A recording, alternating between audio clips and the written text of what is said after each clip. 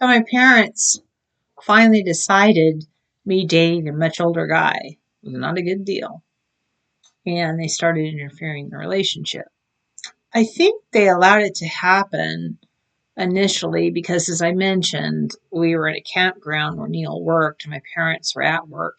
And background on them, according to them, my mom's parents didn't approve of the relationship that she had with my dad and tried to interfere. And they always said they wouldn't bother interfering in our relationships, my and my siblings, because that just makes it more intense. So I think they allowed it to happen thinking it would peter out. And I wish they had been right, but it didn't. It got more intense. Um, and I think they realized, oh, we're going to lose control of her, and we're going to lose our built-in babysitter. So they,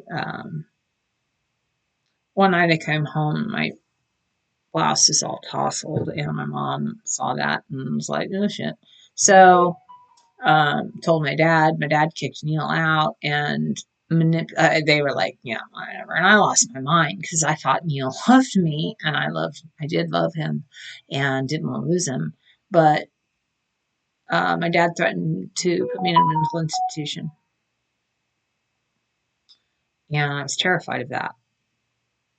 So I said, okay, we'll break up. And I remember thinking, and it was the one moment of insight I wish I'd followed through on. When my parents kicked Neil out, he didn't defend me or himself. He just slinked away. And I thought, well, regardless of what my parents are saying, he should have left me alone to face my parents. He literally knew how enraged my parents were, and he left me there. He knew how abusive my parents were. And he knew they'd discovered with my blouse not being buttoned properly that we had been engaging in behavior they did not approve of. And he left me there to face the music alone, and I felt betrayed. I was. I was. I had to face the music alone. And that would set the tone of our whole marriage. Like that man, the whole time we were together, no matter what happened, he never defended me or stuck up for me. He was a coward. And I remember thinking he was a coward.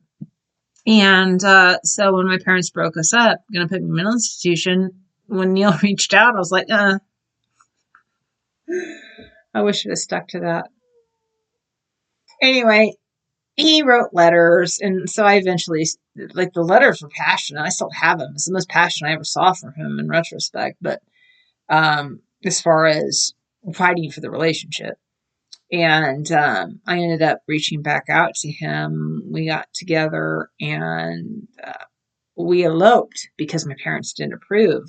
And we were terrified, or at least I was, that I'd end up in an institution if we stayed together. So we made plans, and we eloped in June of 1988, a month after I turned 18.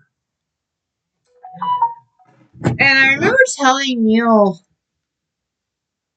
uh, that, can we just live together?